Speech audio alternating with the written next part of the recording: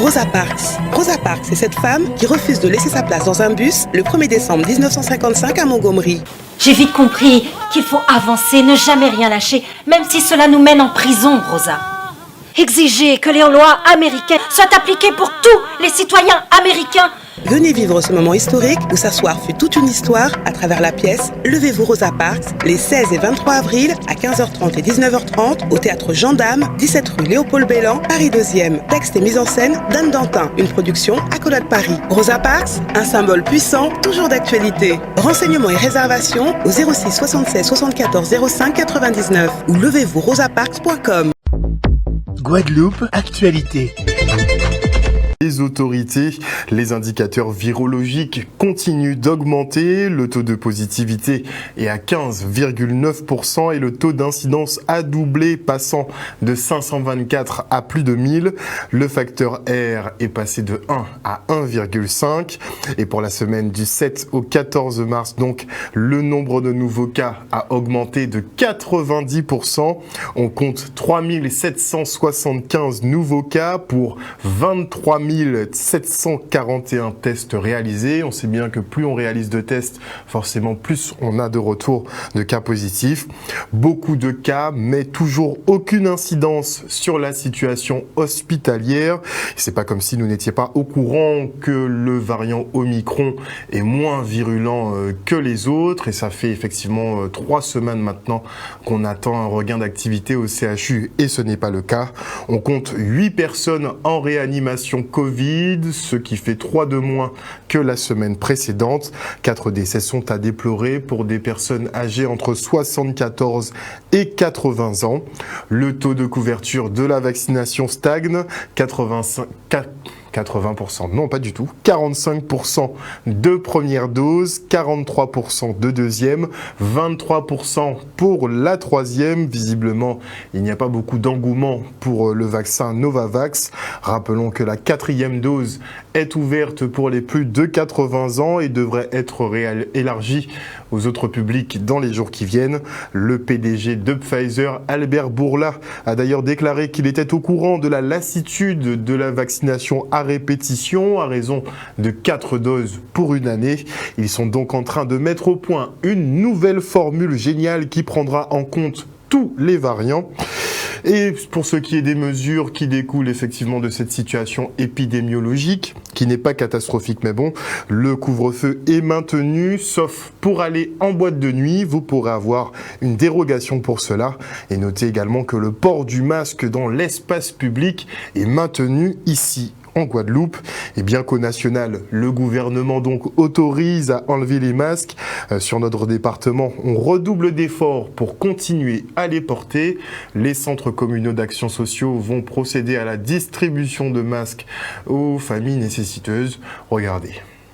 C'est une action qui a été mise en place depuis quelque temps avec l'État, qui a donc participé sur une opération de distribution de masques en faveur des CCAS de Guadeloupe. Il s'agit aujourd'hui, dans le cadre de la pandémie, comme vous le savez, où les CCAS ont pris vraiment toute leur place dans cette pandémie, de manière sociale. Nous allons aujourd'hui, avec chaque CCAS, distribuer des masques aux populations qui sont en situation difficile pour leur permettre de comprendre qu'il faut toujours encore garder ces gestes barrières, garder encore les masques pour que nous puissions enrayer un peu cette pandémie. Nous avons donc distribué sur toutes les communes de la Guadeloupe. Aujourd'hui, nous distribuons sur la zone Grande Terre. La zone Basse Terre a déjà été faite.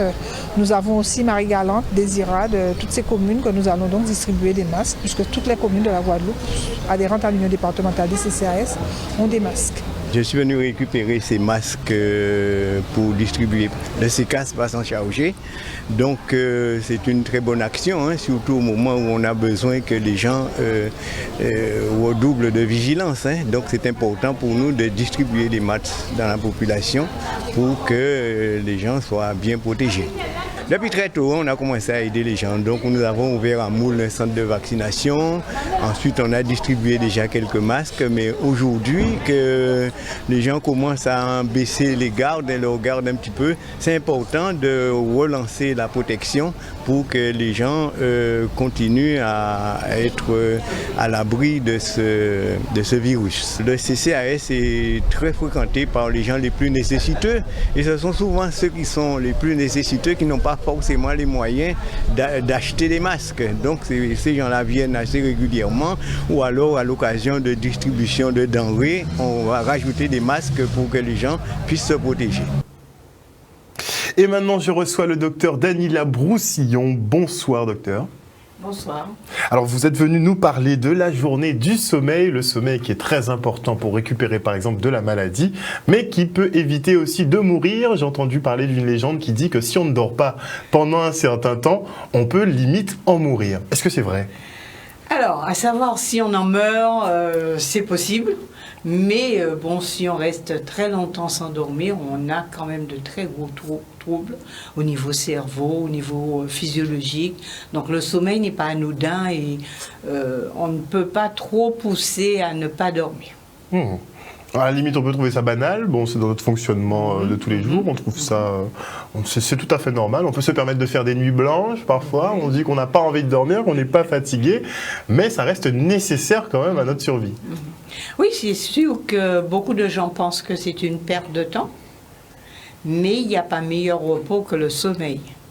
Et d'ailleurs, c'est pour ça que chaque année, on a une journée nationale du sommeil, une journée internationale même du sommeil, où on cherche à rappeler l'importance du sommeil, la prévention et éviter tant d'effets négatifs causés par le manque de sommeil. Qu'est-ce qu'on peut avoir comme conséquence directe du manque de sommeil ? Alors, qu'est-ce qu'on peut avoir comme conséquence directe ? Je prendrais le fléau actuel en Guadeloupe, le nombre de morts, les accidents de la route. Donc, quand on n'a pas dormi suffisamment ou quand on a une maladie du sommeil, parce qu'il y a aussi des maladies du sommeil, on a une somnolence. Pendant la journée, on n'est pas en forme. Et on peut avoir un accident. Ne pas dormir équivaut à avoir bu de l'alcool. D'accord. Ça peut être aussi désastreux que de boire de l'alcool. Oui, que boire de l'alcool. Je n'ai pas les correspondances, mais c'est quand même assez équivalent. Bon, sommeil qu'on peut considérer comme inutile, bon, pas productif, ça ne rapporte pas d'argent, n'est-ce pas ? Mais en tout cas, ça nous permet... Je crois que de temps, oui. Mais en tout cas, dans les phases de guérison, par exemple, c'est nécessaire, c'est même très recommandé de beaucoup se reposer, finalement, de beaucoup dormir quand on doit récupérer. Oui, c'est sûr, dans les phases de guérison, mais dans les phases normales de la vie, on doit dormir. Parce que le sommeil n'est pas seulement un moment où on se déconnecte avec le reste. Pendant le sommeil, il y a énormément de fonctions, de bienfaits du sommeil sur l'organisme. Mais qu'est-ce qui est actif ? C'est le fait de dormir profondément ou juste le fait d'être allongé ? Alors, le fait de... Ce que je veux dire, c'est que le sommeil n'est pas uniforme. Quand on dort, on se couche, on a une phase d'endormissement, une phase de sommeil lent léger, une phase de sommeil lent profond et un sommeil paradoxal. Et dans chaque étape de ce sommeil, il y a quelque chose, une fonction différente qui est réalisée. Par exemple, un enfant va à l'école toute la journée, il a accumulé plein de choses, c'est un petit peu brouillon dans sa tête. Permettent de mémoriser, de ranger, d'éliminer ce qui n'est pas important, c'est pendant le sommeil que ça se fait. Il y a certaines hormones qui sont sécrétées pendant le sommeil, par exemple le cortisol qui est une hormone qui agit, l'hormone du stress. Et donc quand il y a un déséquilibre, on peut avoir un stress plus important et qui empêche le sommeil. On a d'autres hormones comme l'hormone de croissance. Donc chez les enfants, les enfants petits qui doivent avoir un certain taux d'hormone de croissance, et ben, s'ils ne dorment pas suffisamment pendant longtemps, on peut avoir des répercussions. Et il y a encore bien d'autres choses. C'est là qu'on en arrive à ces fameuses 8 heures de sommeil nécessaires pour bien récupérer ? 8 heures... Mais c'est une légende, ça aussi. Non. 8 heures, c'est pour un adulte. Pour un enfant, un bébé, par exemple, doit dormir 16 heures à 20 heures. Et une personne âgée, 7 heures. Mais il faut dire qu'il y a des gros demeurants, il y a des petits dormeurs, c'est la génétique, mais il y a quand même un équilibre, une quantité de sommeil qu'il faut avoir. Donc il faut une quantité, mais aussi il faut une qualité de sommeil. Puisque vous dites que chaque état de sommeil différent a une fonction justement particulière. Donc si par exemple on n'a pas le temps d'arriver au sommeil profond, au sommeil paradoxal, on n'a pas eu une nuit ou une phase de repos complète en fait. Voilà, cette partie du sommeil qui a une fonction particulière ne sera pas effectuée et donc la fonction ne sera pas effectuée. Donc il faut quand même avoir une certaine connaissance de son sommeil pour avoir une certaine maîtrise de son sommeil, même ça. Oui, parce que on peut se dire je vais me coucher plus tard. Bon, demain c'est samedi, je vais me réveiller à 10h, 11h, mais la qualité du sommeil n'est pas la même chose. Beaucoup de gens disent je dors tard pendant la semaine. Et le week-end, je vais récupérer. C'est pas vrai, on ne récupère. C'est pas comme ça. C'est pas comme ça, non. Et souvent, si on peut se coucher et dormir pendant un certain temps et se lever encore plus fatigué que quand on s'est couché. Pourquoi ? Oui, parce que, bon, j'ai parlé du stress, mais aussi il y a des maladies qu'on trouve pendant le sommeil. L'apnée du sommeil, par exemple ? L'apnée du sommeil, c'est une pathologie respiratoire qui se trouve pendant le sommeil et où la respiration est bloquée régulièrement. Et donc, le cerveau, pendant ce temps, n'a pas d'oxygène. Le cœur est stressé, donc on a des répercussions au niveau du cerveau, on a des répercussions au niveau de la tension, du cœur, donc des maladies cardiovasculaires. Et bien sûr, quand on se réveille, comme on a eu ces coupures dans la nuit de son sommeil, on est fatigué et on prend la voiture, on va au travail et on peut avoir un accident. Très important d'avoir le bon sommeil, donc la bonne qualité de sommeil et la bonne durée de sommeil. Il ne faut pas voir ça comme quelque chose d'inutile. C'est pour le bien-être de notre corps. Et est-ce que vous organisez des manifestations justement pour mieux apprendre peut-être à dormir, à se préparer à dormir, des choses comme ça? Oui, alors le JIPRASPEG organise demain un webinaire où on va parler du sommeil. Du sommeil, on aura Madame Micherel. Donc Hélène Micherel, le docteur Hélène Micherel. Qui va nous parler du sommeil, les répercussions de la pandémie, la Covid actuelle sur le sommeil des Guadeloupéens. On aura une gynécologue qui va nous parler de la répercussion du sommeil sur la grossesse et le futur bébé. Un addictologue qui va nous parler des addictions et du sommeil. Moi-même, je vais parler de l'apnée du sommeil et de ses conséquences et comment prendre en charge cette apnée du sommeil parce que nous faisons de l'éducation thérapeutique et nous prenons en charge, nous aidons les patients à accepter leur maladie et à mieux se prendre en charge. Et éviter peut-être aussi les surdosages en médicaments aussi, les somnifères et autres. Oui, parce que souvent quand on ne dort pas, qu'on n'a pas vu son médecin, à ce moment-là, on prend des somnifères. Donc c'est pourquoi nous informons sur ce sommeil, pour que les gens qui se retrouvent dans ces signes puissent aller consulter et pouvoir se soigner, parce que ça se soigne. Merci beaucoup, docteur Broussillon, d'être venu sur ce plateau ce soir nous parler justement de l'importance de ce sommeil et de cette conférence en visio qui sera organisée par le JIPRASPEG demain. Comment on y participe ? Alors, on y participe en allant sur le site du JIPRASPEG et on aura l'idée et le mot de passe. Très bien.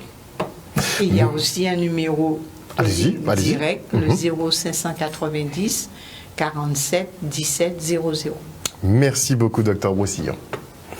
Bien, c'est moi qui vous remercie. Et on se penche maintenant sur le cursus de professeur des écoles qui évolue. Ce métier d'enseignant est difficile de par la polyvalence des disciplines. Alors afin qu'il soit opérationnel, une spécialisation se fera dès la première année d'études. Le reportage. Une nouvelle offre de formation de l'enseignement supérieur. Nous nous situons dans la lignée de ce qui s'est fait dans plusieurs académies l'année dernière. La Guadeloupe fait le pas cette année. Madame la rectrice a choisi cette année de mettre en place cette formation. Le LGT Boucher a été retenu, de même en partenariat avec l'Université des Antilles. C'est un moment fort pour l'établissement, mais c'est un moment fort pour l'académie aussi. Le bénéfice de cette formation en Guadeloupe, c'est précisément d'avoir des professeurs des écoles qui ont été formés dès leur première année d'études à ce métier. C'est-à-dire que les étudiants ont été identifiés comme souhaitant devenir professeurs des écoles juste après leur bac et durant les 5 années, ils vont bénéficier d'une formation orientée sur ce métier. C'est un métier qui est assez difficile et qui est caractérisé par la polyvalence des différentes disciplines à enseigner.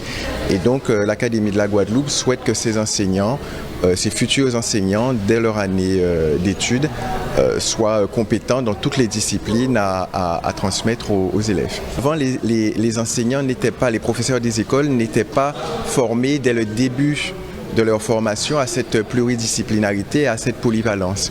Et maintenant, ils seront tout de suite polyvalents et compétents dans cette polyvalence. Et puis, ce métier d'enseignant est complexe, il y a énormément d'enjeux. L'enjeu de la lecture, l'enjeu des calculs. Vous savez que l'apprentissage des mathématiques est complexe et constitue un enjeu dans notre académie. Donc, ce parcours préparatoire est vraiment orienté pour augmenter le nombre d'enseignants performants dans le premier degré. Cette formation permet d'avoir un lien fort avec les lycées et l'enseignement supérieur. Ça permet à nos élèves, par la suite, nos futurs étudiants, d'avoir une entrée à l'université beaucoup plus, je dirais, plus douce et plus facile. Les élèves accèdent au fur et à mesure à l'université. Donc ils sont dans un cadre qu'ils connaissent, celui du lycée, en mode, si vous voulez, classe préparatoire. Et puis au fur et à mesure, ils découvrent l'université avec sa complexité, avec sa richesse, avec le monde de la recherche.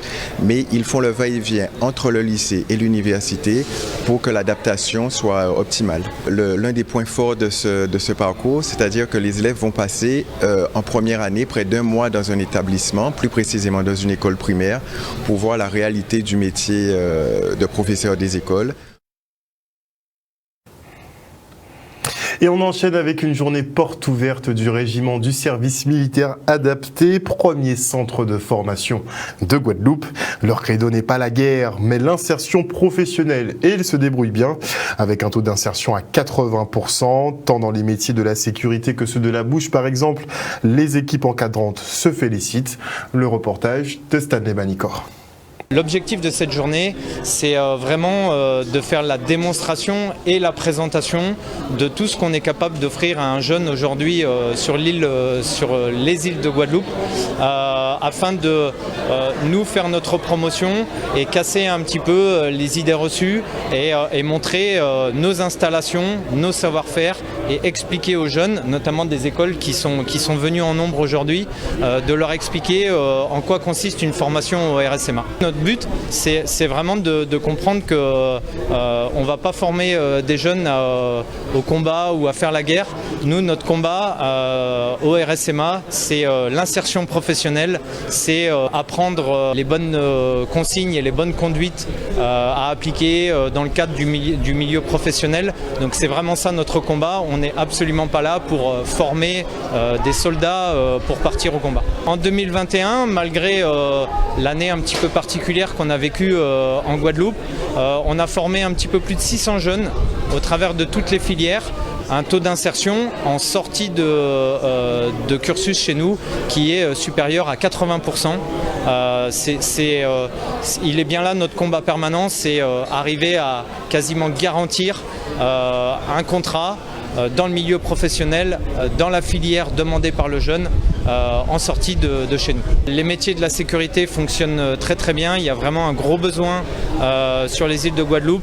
Les métiers de bouche, la restauration, etc. fonctionnent très bien. Les jeunes sont mis en situation, quelle que soit la filière, en entreprise.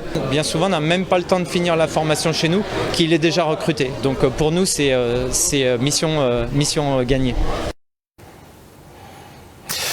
France Relance, elle se penche sur le financement de la filière bois local en Guadeloupe. 50 000 mètres cubes de bois plantés dans les années 70 sont mis à disposition de certains artisans du bois, comme l'entreprise Bois d'ici. Elle bénéficie d'un accompagnement à hauteur de 50% de ses investissements, le reste en images. Notre activité, c'est en fin de compte la filière bois, de la coupe des arbres, l'extraction, le transport à la scierie, le sciage, le séchage et ensuite la transformation. Plancher, bardage, volige, on fait aussi un peu de mobilier, on fait tout ce qui est en bois local pour la construction et pour l'ameublement des gens privés et un petit peu de chantier public parce que aujourd'hui les collectivités, elles ont besoin de bois local dans leur construction. La filière du bois était une filière qui existait, notamment sur la côte sous le vent, et puis petit à petit, elle a périclité. Il nous reste très peu d'entreprises, et celle-ci s'est montée il y a 2 ans. Et elle a une grosse capacité d'investissement parce qu'elle a un carnet de commandes qui est plein et elle n'arrive pas à satisfaire ses commandes. Elle est sur un secteur qui est un peu un secteur de niche, qui est celui de la valorisation du mahogany notamment, ou des ressources naturelles de bois naturelles de Guadeloupe, qui poussent sur tout le massif de la soufrière dans toutes les forêts, qui sont gérées par l'ONF. Alors le ravitaillement se fait sur toute la Guadeloupe. Là vous avez derrière moi des grumes de mahogany qui viennent de Petit-Bourg. Là actuellement nous sommes en train de faire des arbres sur Saint-Claude, et là c'est de l'acajou. Alors oui, il y a du bois, mais en fin de compte c'est du bois qui a été planté dans les années 60-70 par l'ONF à l'époque, à cet effet, qui est vraiment dédié à l'exploitation forestière. Donc vous avez, d'après l'ONF, 50 000 m3 de bois disponibles pour les Guadeloupéens. Je pense que le bois local peut être un métier d'avenir. Il y a de plus en plus de demandes et c'est dommage de ne pas valoriser cette ressource plus que ça aujourd'hui. Ça représente quand même un bon coup de pouce. Nous, on a investi quand même 200 000 € dans ce projet. Ce qui fait que le plan de relance nous aide bien par rapport à ces investissements. Là aujourd'hui, on aide à hauteur de 50% l'investissement ici dans une entreprise qui traite du bois de façon générale, donc depuis les grumes jusqu'à des planchers qui sont ici. En fait, toutes les entreprises le sont, il faut qu'elles déposent des dossiers et ensuite on travaille avec elles sur le projet d'investissement. Alors après, quand ce sont des entreprises qui sont dans des secteurs dans lesquels on veut privilégier la montée en capacité, la montée filière ou la capacité d'emploi, comme ici, eh bien on les aidera d'autant plus. En espérant qu'un maximum d'artisans puissent bénéficier de ce bois. Et la présidente de l'Agence nationale des services civiques et de passage en Guadeloupe, lancé en mars 2010, le dispositif permet l'insertion temporaire de jeunes de 16 à 25 ans. Cette dernière était en visite de terrain donc pour un retour d'expérience des bénéficiaires du service civique et de la mobilité européenne. À Bibaou, 25 jeunes travaillent sur un projet de jardin partagé. Le reportage.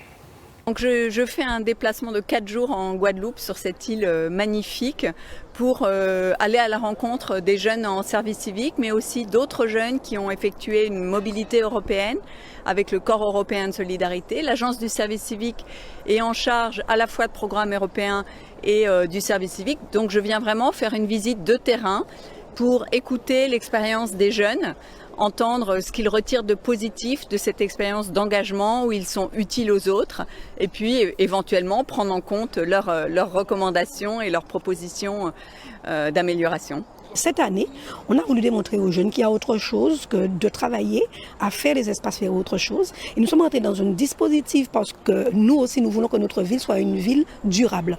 Et donc, c'est la raison pour laquelle nous sommes sur des thématiques de développement durable. Et parmi ces thématiques de développement durable, on a la mise en place, dans l'engagement citoyen des jeunes, de jardins partagés. Il s'agit pour nous de faire en sorte que nos jeunes, dans le cadre de cet engagement service civique, deviennent des citoyens éco-responsable. Nous voulons faire en sorte que nos jeunes s'imprègnent de cette problématique-là et partagent ensuite. Créer du lien social est l'une de nos volontés. Alors, je vous l'avais dit, ils sont 25 jeunes concernés. Nous sommes les premières à l'avoir initié. Et aujourd'hui, ce sont des jeunes qui reçoivent un défraiement de plus de 600 €, alors que le dispositif en lui-même, c'est 400 et quelques. Donc, nous, la ville de Baie-Mahault, depuis très longtemps, nous avons abondé avec 200 € de plus, de manière à pouvoir faire en sorte, c'est pas un salaire, c'est une sorte de petite indemnité, un défraiement sur l'engagement des jeunes. Ben déjà à la base, j'ai commencé à la mairie en tant que contrat civique, puis j'ai continué avec un contrat d'avenir qui a débouché sur un CDI. Mais à la base, j'ai commencé avec un contrat civique comme les jeunes qui sont avec nous maintenant. On est en train de planter avec les jeunes et les habitants du quartier, de quoi nourrir, de quoi se soigner avec des plantes locales de Guadeloupe. Je trouve que cette mission, la première mission que je découvre autour de l'animation d'un jardin partagé, c'est tout à fait exemplaire de ce qu'il faut faire pour aider les jeunes à prendre en main finalement leur environnement. On sait que les jeunes sont très très sensibles à cette question du développement durable. Donc l'idée de les aider à participer à l'entretien de la commune, des espaces verts de la commune pour mieux comprendre comment fonctionne la nature et de contribuer à sa préservation, ça me paraît tout à fait inspirant. Un reportage signé Nicolas Hachi. La municipalité de Sainte-Rose, elle, lance un contrat de ville pour les associations. Un appel à projet en vue de financer leurs activités comme des ateliers de tennis dans les quartiers par exemple. Le reportage. Un appel à projet qui est lié à la politique de la ville et donc qui démarre le processus du contrat de ville qui est renouvelé à Sainte-Rose. Et positif pour la ville, mais positif pour le tissu associatif aussi, puisque depuis quelques années, malheureusement, les associations n'avaient pas les moyens de pouvoir agir et de réaliser des projets. Donc ce contrat de ville autorise une nouvelle manne financière pour ces associations qui pourront répondre à l'appel à projet et être sélectionnées pour pouvoir réaliser des actions d'accompagnement au niveau des quartiers prioritaires du territoire. On a une action qu'on a appelée le tennis dans le quartier. Tennis dans les quartiers, où on va directement dans les QPV avec du matériel. Les encadrants de l'association vont proposer des ateliers tennis dans les quartiers aux jeunes, aux enfants, directement. Ce sont eux qui sont sur le terrain et qui peuvent relayer. La mairie, par exemple, ne peut pas embaucher tout le monde. Voilà, donc les associations peuvent servir effectivement de relais à ce niveau-là. Et c'est le cas de l'association Sophia Altitude. Aujourd'hui, nous avons un adulte relais donc, au sein de notre association, financé à 100% par l'État. Ça, c'est quelque chose de très, très, très, très appréciable. Et on a également donc un contrat donc aidé. Donc ça veut dire que nous on est vraiment donc dans ce domaine social et mener des actions avec les jeunes des quartiers prioritaires. On ne peut pas imaginer la politique de la ville sans les associations. On ne peut pas imaginer la politique de la ville sans cet encadrement social. Et c'est eux qui peuvent distiller dans les quartiers difficiles un certain nombre d'éléments et notamment l'accompagnement des jeunes qui sont en difficulté. Nous avons pu voir combien la jeunesse sainte-rosienne peut être sulfureuse, notamment avec ce qui s'est passé sur le pont de la Boucan. Donc c'est une bonne chose, cet accompagnement qui aura lieu et surtout ça permettra de redynamiser la ville puisqu'il y a une question de dynamique aussi, tant pour le tissu associatif que le tissu économique de manière générale. Le conseil local de prévention de la délinquance de la ville de Moule lui fait son retour. Dans la capitale, il fait bon vivre et le bilan est positif avec une délinquance maîtrisée sur le territoire. La mairesse a tenu aussi à parler un peu de la vidéosurveillance qui semble être efficace. Le reportage de Charlie Dagonière. L'objectif de cette réunion, c'est qu'il y a 2 ans, on n'a pas réuni le conseil local de la prévention de la délinquance, puisque à cause de la pandémie, à cause des grèves, à cause de toutes ces difficultés, et aujourd'hui, c'est la grande réunion avec tous les partenaires qui sont dans le CLSPD. Il y a un conseil d'administration, mais nous avons des partenaires. Les partenaires, la gendarmerie, la police, la douane, tout cela, puisqu'on parle de délinquance. Qui dit délinquance, ça peut être la délinquance routière, la délinquance, la violence, nos jeunes, nos enfants. Et pour nous, c'est faire le bilan. Et on va mettre encore d'autres actions en place et continuer ces actions que nous avions déjà mis en place. Le Moule, c'est une commune où la délinquance est maîtrisée. Et c'est important de le dire parce que ici, sans doute en raison de l'éloignement aussi, eh bien c'est une commune qui a peut-être moins subi d'abord les événements de fin d'année. Et puis c'est une commune qui arrive à maîtriser la délinquance. Les gendarmes qui ont présenté leur bilan il y a quelques minutes ont fait apparaître que les chiffres sont plutôt bons. Les chiffres de la délinquance, avec évidemment bien sûr de vraies difficultés qui existent toujours, notamment sur les violences intrafamiliales, la circulation des armes à feu. C'est des choses qui existent ici aussi bien sûr, mais peut-être en moins grande quantité qu'ailleurs. Après 2 ans, je pense que le bilan il est positif. L'essentiel, il faut continuer. Vous voyez, par exemple, on a parlé du système de vidéo. Eh bien, on se rend compte que c'était important et il faut encore redoubler d'efforts. Alors c'est vrai que toutes ces actions, nous le mettons, certes, avec des deniers communaux, avec l'argent communal, mais aussi avec l'aide de l'État, puisque nous avons un contrat de ville, nous avons un PRE, nous avons la réussite éducative que nous allons mettre ensemble. Ça s'adresse à la population, mais surtout à la jeunesse.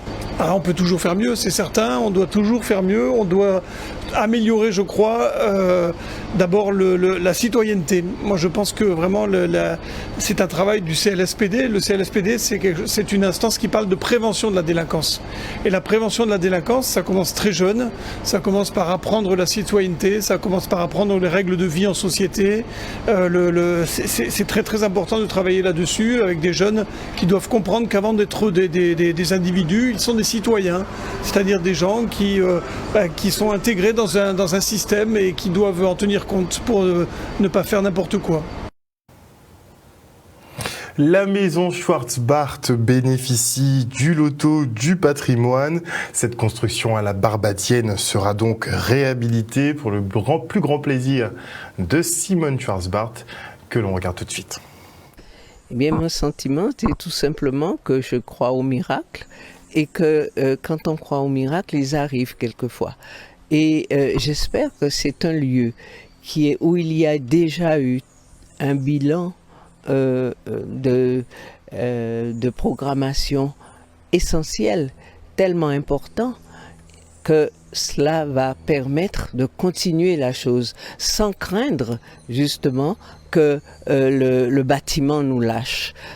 C'est un bâtiment qui est aussi lui-même emblématique puisqu'il n'y en a pas beaucoup comme cela. Ça s'appelle une construction à la Barbadienne. Donc il y a tout l'étage qui est normalement persienné, qui va l'être de nouveau, je l'espère. Et je suis vraiment très très très heureuse d'être accompagnée. C'est surtout une fierté d'avoir accompagné Simone Schwarzbart, qui est une écrivaine connue sur un tel projet de la Fondation du patrimoine, et c'est surtout un remerciement direct au président de la République, Emmanuel Macron, qui a tenu à s'engager autour de ce lieu mémoriel, autour de la culture guadeloupéenne et caribéenne, et qui a fait en sorte que sur les dossiers qu'on lui présente, il apporte son soutien. Donc vraiment c'est une convergence d'acteurs, convergence d'actions qui nous permet aujourd'hui d'avoir cette reconnaissance nationale à travers ce prix qui est décerné par la Fondation du patrimoine à ce site de la Souvenance, la maison Schwarzbart à Goyave. Et c'est vraiment quelque chose de formidable. Je suis très heureux et très fier d'avoir, avec Simone Schwarzbart et l'association La Souvenance Maison Schwarzbart, porté ce projet.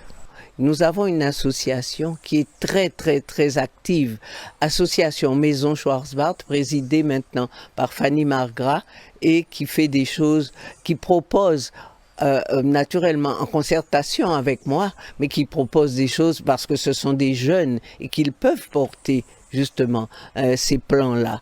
Et moi, ça me rajeunit. Vous me disiez tout à l'heure, oui, je me sens jeune, parce qu'il y a tellement de jeunes autour de moi que, bon, voilà, je suis le mouvement.